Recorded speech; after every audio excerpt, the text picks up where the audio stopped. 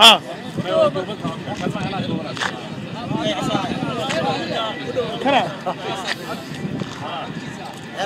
اوكي مناسبة maanta loo joogo waxa weeyaan munaasabad loogu talagalay baroordiiq loo sameeyo mas'uuliyiinta isboortiga Saciid Mugambe iyo Ustaad Wiish Allah u naxariiso oo maalimadii Arbacada qarax ismiidaamin ah lagu dilay tiyaatarka qaranka ee magaalada Muqdisho munaasabadan baroordiiqa ah waxa soo abaabulay si wada jir ah soo abaabulay جمعية الصومالية iyo masaarida ee magaaladan Qaahira iyo waliba ciyaaryahanadii qaranka Soomaaliya oo ciyaari jirtay qaar kamid ah magaalada Qaahira ku sugan iyo bahda isboortiga magaaladan Qaahira marka hore waxaan ku soo dhaweynayaa Dr. Saciini oo iyadu kamid ah mas'uuliyiintii ururada bulshada rayidka ee magaalada Muqdisho isla markaasina aqoon badan u lahayd mas'uuliyiinta isboortiga ee lagu laayay magaalada Muqdisho marka hore ayadaan ku soo dhaweynaya Dr. Saciini Abuukar Gacal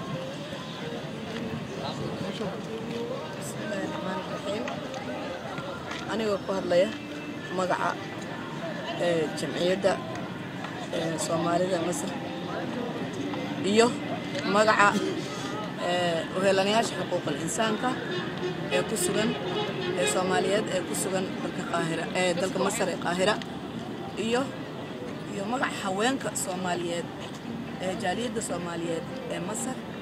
وحن قلت تأثيرينيا لابد مسؤول قرن الصومالية سبورترا سعيد مقامبة إيو آدم بيش وحن لها إلهي حقنا حريصة الجنة فردوسنا حكو ورابيو الذي يا صومالي ذا كتجنا استمر إيمان الله كسير وحن لها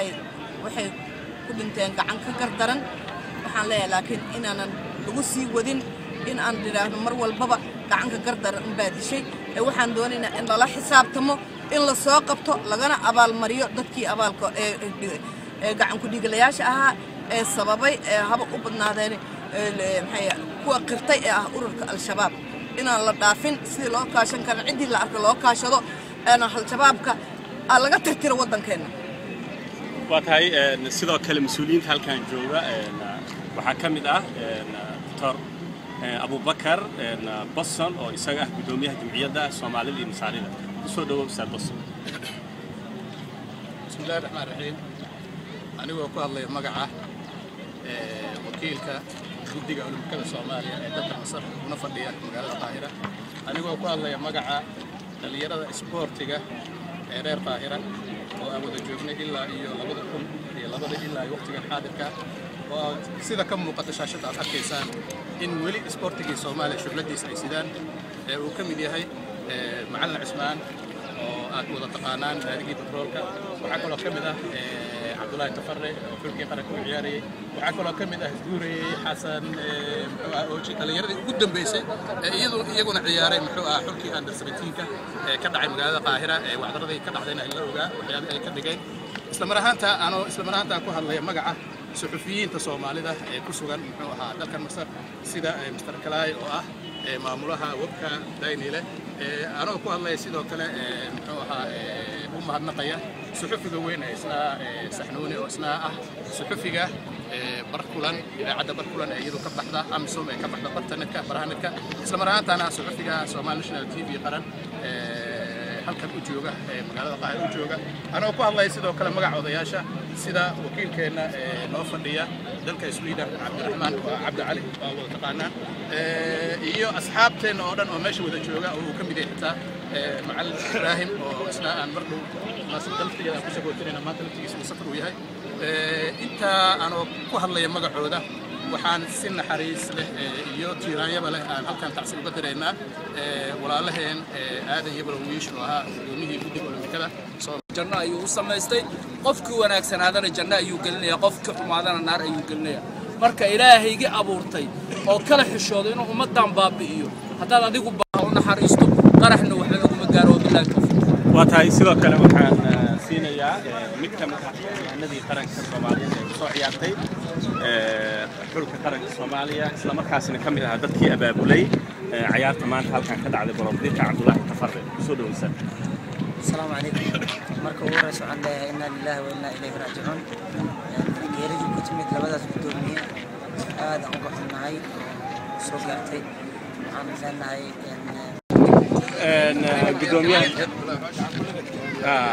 gudoomiyaha gacan kuleeyadka cusub waa Ustaad Cabdallah oo Soomaalida inta badan TV-yada iyo website-yada ay ka daawadeen wuxuu ka mid ahaa raggii ku soo kordhiyay xiriirka Soomaaliya marka Cabdullaahi ayaan ku soo dhaweynayaa maanta waxay noo tahay maalin weyn tacsiinayno mujtamaca Soomaaliyeed iyo bahda isboortiska Soomaaliyeed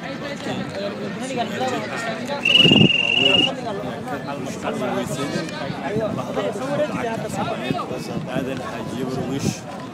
iyo Saciid Mugabe labadooda Ilaahay ha u naxariisto kulleetu wixii muhiimka ah loo sii sheegay aniga marka intaas tacsiina gaar ahaan qoyska Saciid Mugabe iyo gaar ahaan qoyska reer xaaji Barwish iyo dhammaan guud ahaan bahda isboortiska Soomaaliyeed. Okay, ugu dambeyn waxaan siinayaa Cabdi Cali oo ka mid ah gurbajoogta Soomaaliyeed isla markaasina ka mid ah mas'uuliyiinta jumciyadda ee u fadhiya Yurub. Okay, Ustaad Cabdi Cali ku soo dhawaad. waxaan leeyahay aad waxaan u xunnahay maanta